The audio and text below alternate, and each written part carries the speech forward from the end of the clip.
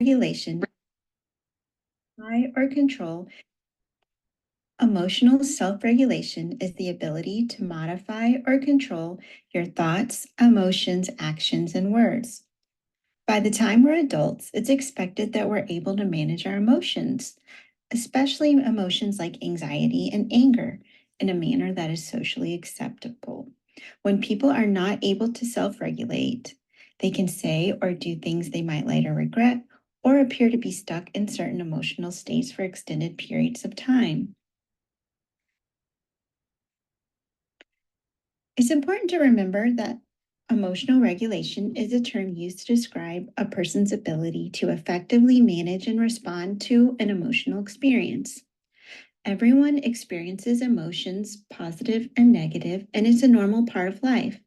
People may experience emotions differently depending on their age, such as being an adolescent versus an adult, internal factors like poor physical or mental health, illness, being hungry or tired, and environmental factors or stressors in a person's life. The ability to regulate emotions is often associated with successfully interacting with other people. When we're able to regulate our emotions, that can prevent us from behaving inappropriately towards others. For example, the ability to control your angry impulses that you might have towards another person can assist you in talking through situations to resolve conflicts or disagreements. If you're not able to control your angry impulses towards someone and you use violence, you can end up facing legal consequences or jail time, and it will definitely not help resolve whatever conflict you had with that person. Emotional regulation helps people cope with challenging and stressful events that come up in their lives. The feeling won't magically disappear, but emotional regulation can provide a healthy way to deal with those uncomfortable feelings. Being able to regulate your emotions can lead to a greater sense of well being. Knowing that you have the skills to cope with challenging situations in your life can increase the overall satisfaction that you have. When individuals are able to regulate their emotions, they tend to not remain in one emotional state for too long. For example, if you feel anxious in a new situation, but you have the ability to regulate that emotion and return back to a calm state, you'll be better prepared to explore and adapt to new people, objects, and environments. Poor emotional regulation is a potential risk factor for the development and maintenance of mental health disorders and risky behaviors. Research tells us that poor emotional regulation is a potential risk factor for a host of adverse conditions and behaviors. It puts individuals at risk for mental health disorders such as anxiety disorders, depression, borderline personality, and post traumatic stress disorder. Mental health challenges can result in adverse outcomes with an individual's physical health as well. People who lack emotional regulation may resort to risky behaviors such as substance use or abuse, self injurious behavior, and suicide attempts. We talk about emotional regulation as one skill, but it can be better conceptualized as a series of smaller actions that helps you accomplish your overall goal. Let's start by discussing emotional awareness. Emotional awareness is the ability to recognize and describe emotions in oneself and others. What does it look like, feel like, the intensity, etc.? This is often learned in childhood when parents or caregivers describe and label the emotions of the child and others. An example of how a caregiver might help a child recognize and describe their emotions could sound like this. Your face looks very red and angry. Your body might be feeling hot and your muscles are tight. You must be feeling very, very angry because you squeezed your hands into fists. Evaluation, assessing and understanding what led to the emotional experience. What is it that's being responded to? Why is this emotion being experienced? And how is it being experienced? Expanding on our example, A caregiver might help a child understand the circumstances that led up to the emotional experience by saying, "Your brother broke your favorite toy. You're feeling angry because you asked him not to throw it because you didn't want it to break, and you are extremely angry at him right now." Maintenance. Maintenance occurs when a strategy or tactic is effective at changing the emotional response and contextually appropriate, leading to consistent action. An example of maintenance would be if the child was able to walk away from the situation and use deep breathing strategies that they had used in the past that helped calm them. Emotional modulation means to reduce the intensity of an emotional experience or the length of time one experiences a dominant emotion. In our example, reducing the intensity of being angry or the length of time the child remained angry would be an example of emotional modulation. Let's talk through an example of emotional regulation. We'll start with the event. An individual drops their soda and spills it in front of their peers at the concession stand while they're at a movie theater. Then we move into awareness. The individual feels their heartbeat quicken, their face feels hot, their stomach feels upset, and they tense up their muscles. They are aware they are feeling embarrassed. Evaluation. The individual is able to recognize that they are reacting to dropping and spilling their beverage in front of their peers. They realize the emotion of embarrassment is being experienced as feeling badly about their peers witnessing their personal mistake. Modulation. The individual is able to take some deep breaths to reduce the intensity of feeling embarrassed. They are able to shift their focus from the feeling of embarrassment to cleaning up the soda. Maintenance. Deep breathing was an appropriate response in this context and was effective at decreasing the feeling of being embarrassed. In the future, this leads to the individual consistently using the strategy of deep breathing. Keep in mind, we may experience emotions differently. People may perceive and react to the same event very differently.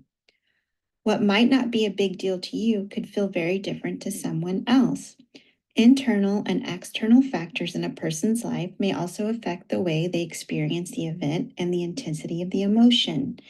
Being tired, hungry, angry, under extreme stress could all make events feel very different at different times.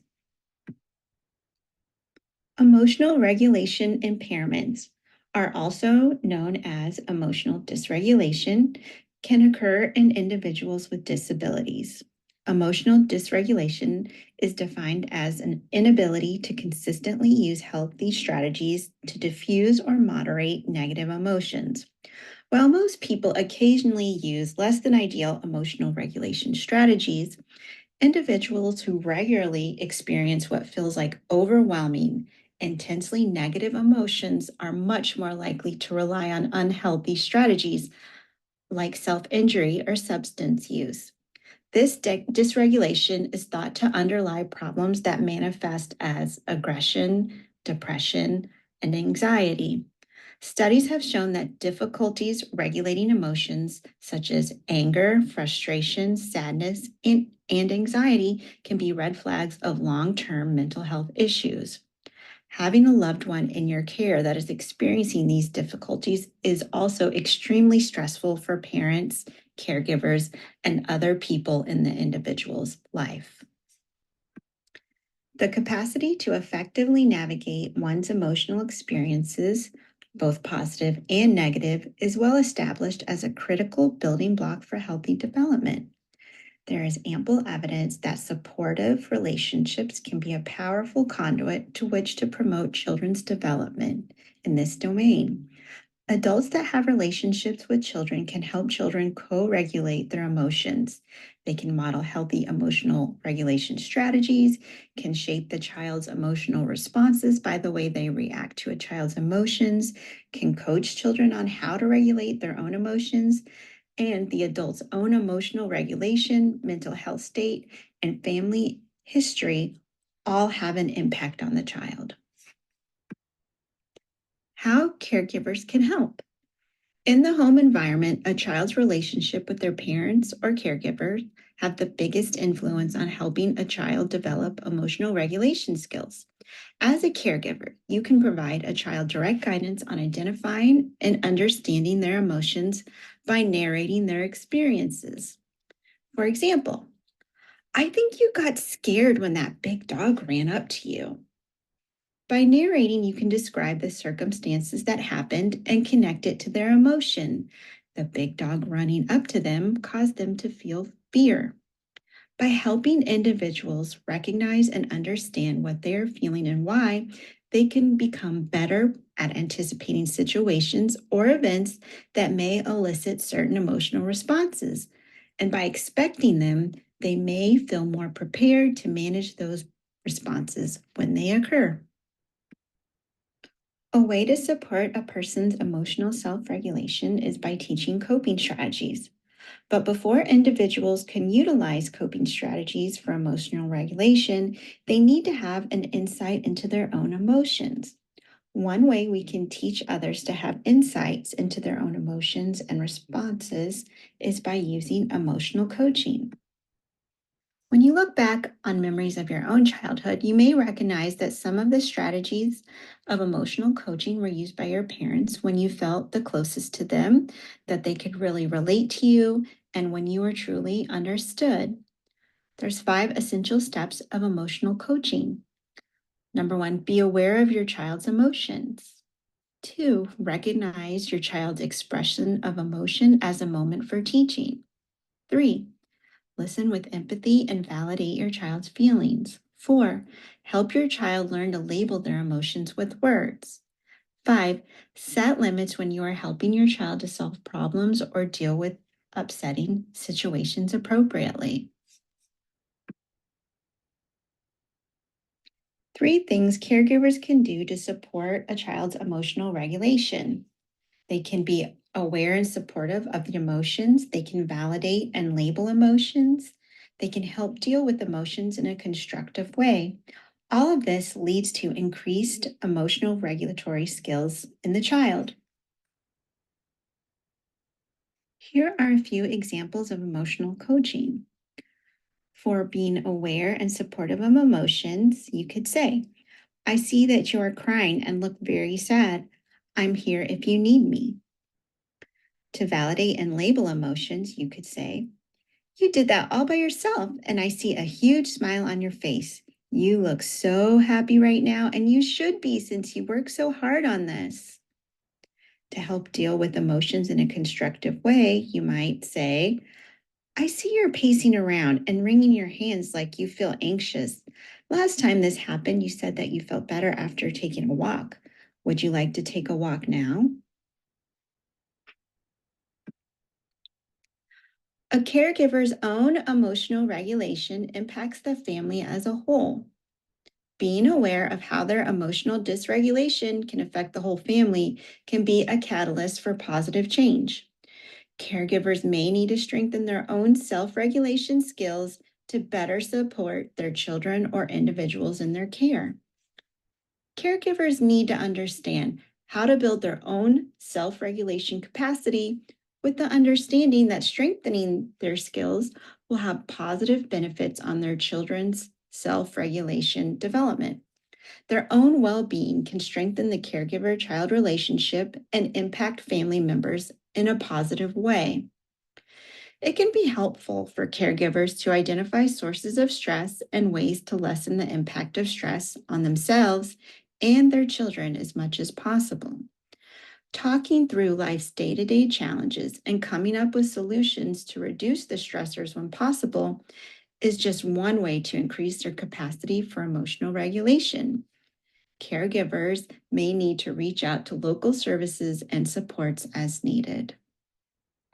Caregivers and parents can learn how to identify and manage their own emotions during stressful situations. For example, they might take their own time out to calm down or talk with a friend about solutions before acting to address a problem. This will enable them to respond to their children in a more positive and thoughtful way and will also model self regulation strategies. Caregivers can be aware of the possibilities of underlying mental health issues such as depression or substance misuse, which are common responses to ongoing stress and adversity. They may need to seek out emotional support and connect with mental health resources and local services. Caregivers can be aware and address possible risk factors and build protective factors for child maltreatment or neglect. By understanding the various factors that may increase the chances for child abuse and neglect, they can work on strategies to promote protective factors. Caregivers can support a child's emotional regulation by cultivating a calm and structured home environment. They can establish family rituals and routines that facilitate positive interactions with the child. Caregivers' knowledge about how routines and structures help children feel calm and safe can provide a sense of security during stressful moments. Parents and caregivers can learn how a child's environment and experiences can influence their behavior. When children experience more stress than they are able to handle, this can lead to acting out behaviors, signaling that they feel overwhelmed and need support. Parents and caregivers can prevent some problem behavior by buffering key stressors through warm, responsive relationships and consistent, positive routines and structure. When thinking about a calming strategy to use to teach an individual about emotional regulation, ask yourself, what activities have you noticed that helped calm the person in the past? If the person has the ability to respond, you can simply ask them what helps them cope with intense emotions. You can also explore and teach new or different regulation strategies when the person is relaxed and engaged. You might try to role play different scenarios that they may experience in their life to make it relevant to the person. You could try video modeling, where they watch someone else try out the specific coping strategy and ask them if they'd like to try it. You could also use a visual menu of possible strategies. Let them pick out one to try.